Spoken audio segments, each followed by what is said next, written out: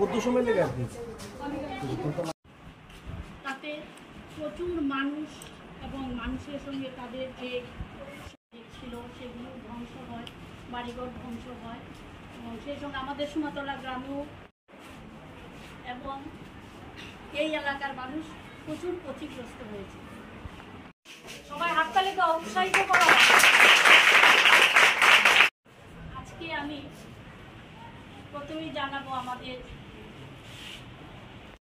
বন্যা দুর্গতদের ত্রাণ সামগ্রী দেওয়ার জন্য সমস্ত কিছু মানুষকে আমাদের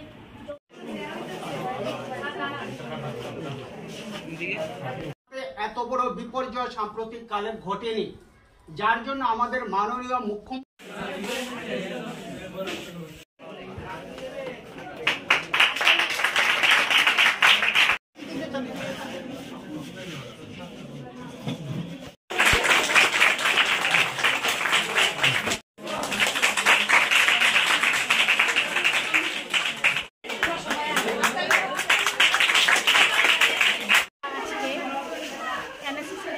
পক্ষ থেকে বন্যা দুর্গতদের পাশে সামগ্রী দান অনুষ্ঠান করেছি। পাশে রয়েছেন আমাদের পরিচালনা কমিটির চেয়ারম্যান মহোদয়, এই বিদ্যালয়ের প্রধান শিক্ষক মাননীয় সঞ্জীব কুমার দেববর্মা মহোদয় এবং আমার সহকারী শিক্ষক ও শিক্ষিকা বৃন্দ। আমাদের ছোট্ট একটা ইউনিট এনএসএস, আমরা যতটুকু পেরেছি আমাদের সাধ্যের মধ্যে আমরা বন্যা দুর্গতদের সামগ্রী তুলে দেওয়ার চেষ্টা করেছি।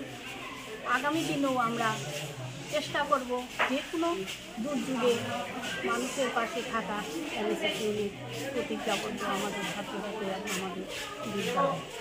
আজকে কতজনকে আপনারা সামগ্রী দিলেন? আমরা মোট 10টি পরিবারকে সামগ্রী বিতরণ করেছি।